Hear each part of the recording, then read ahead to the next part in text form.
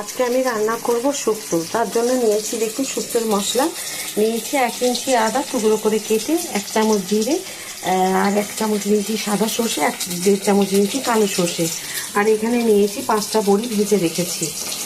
আর এখানে নিয়েছি সজনে ডাঁটা ছোট ছোট করে কেটে খোসা ছাড়িয়ে, ওখানে বেগুন লম্বা করে, এখানে রাঙা আলু, সাদা আলু, আর ওখানে দিয়েছি কাঁচকলা, আর এখানে নিয়েছি উচ্ছে। এগুলো ভাজা হয়ে গেছে।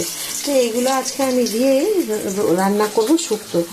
তো শেষ পর্যন্ত ভিডিওটা দেখার জন্য আপনাদেরকে অনুরোধ রইল কীভাবে আমি আজকে শুক্তো রান্না করছি। তো এইভাবেই আপনারা যদি তৈরি করে নেন বিয়েবাড়ির শুক্তোর মতো স্বাদ পাবেন। তো চলুন সব সবজিগুলো আমি একটা একটা করে ভেজে তুলে রাখি, আর মশলাটাকেও ভেজে রেডি করে রাখি। তবে এইগুলো যখন আমার বাটা হয়ে যাবে, পরে শেষের দিকে আমি বড়িগুলো দিই।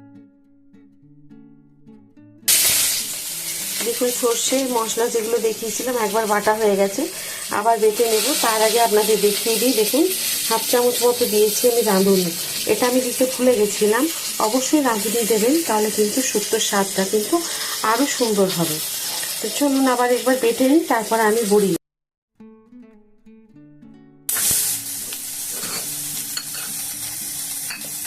দেখুন আমার বেগুনগুলো ভাজা হয়ে গেছে। সব সবজি আমি ভেজে নিয়েছি একটা একটা করে। আপনাদের দেখালাম উচ্ছে ভাজা হয়ে গেছে, এখানে ভেজে রেখেছি কাঁচা কলা, সজনে ডাঁটা, রাঙা আলু, সাদা আলু, এগুলো সব ভেজে রেখেছি। দেখেছেন কি সুন্দর করে সব ছাকা তেলে ভাজা আছে। এখন বেগুনগুলোও আমার ভাজা হয়ে গেছে, এগুলোকে সব এবারে আমি তুলে নেব। আর একটু ভাজা হয়ে গেলে আমি তুলে নেব। আমি অনেকগুলো বড়ি দেখুন দিয়ে দিয়েছি। এই বড়িগুলোকে খুব ভালো করে এখন একটু ভেজে নেব। কম আঁচে দিয়ে ভেজে নিতে হবে যাতে না পুড়ে যায়।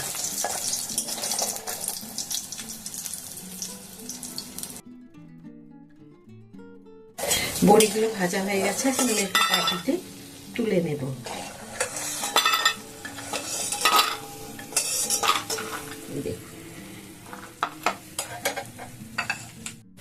শুক্তোতে আমি ফোড়ন দেব। দেখুন 2টো শুকনো লঙ্কা, 2টো তেজপাতা, একটু 5 ফোড়ন, আর এখানে রাঁধুনি।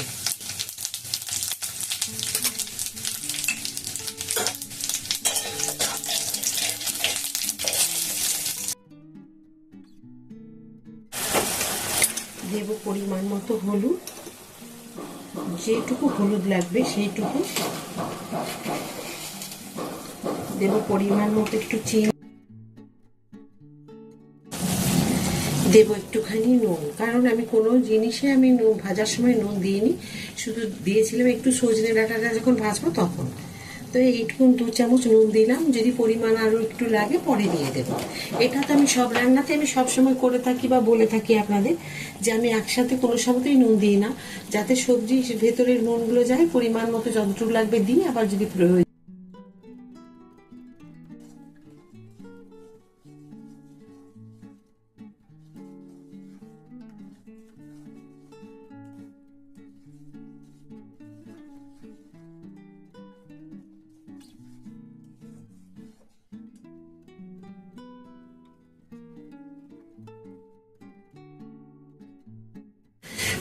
উষ্ণ গরম জল দিয়ে দিলাম, দিয়ে এখন ভালো করে এটাকে নাড়িয়ে নেব।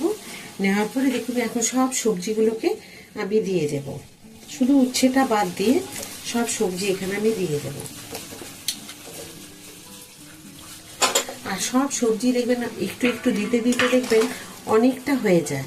একটা ছোট পরিবারের জন্য দেখবেন যতই কম কেটে চেষ্টা করবেন না কেন শুক্তো তৈরি করার, হয়ে যাবে অনেকটাই। তো আমিও সেটাই একটুখানি তৈরি করার চেষ্টা করেছিলাম, কিন্তু হয়ে গেল দেখুন 1 কড়াই ভর্তি। আমি দেখুন সমস্ত কিছু দিয়ে রেডি করেছি, এখনো শুধু উচ্ছেটা দিইনি। একটু ঢেকে দেবো।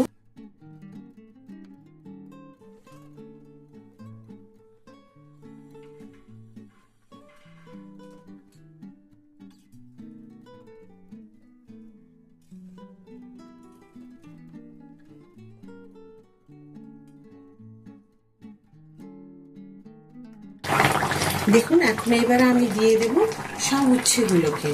এখানে, কারণ প্রথম থেকে যদি আমি উচ্ছেগুলো দিয়ে দিতাম ভীষণ তেতো হয়ে যেত আর ভালো লাগতো না। তো এটাতে হবে আমি আরও 2 মিনিট মতো এটা ফুটিয়ে নেব, তাহলে কিন্তু খুব ভালোভাবে হয়ে যাবে। এখন দিয়ে দেবো দেখুন বড়িগুলো সব। দেখুন কি সুন্দর হয়েছে।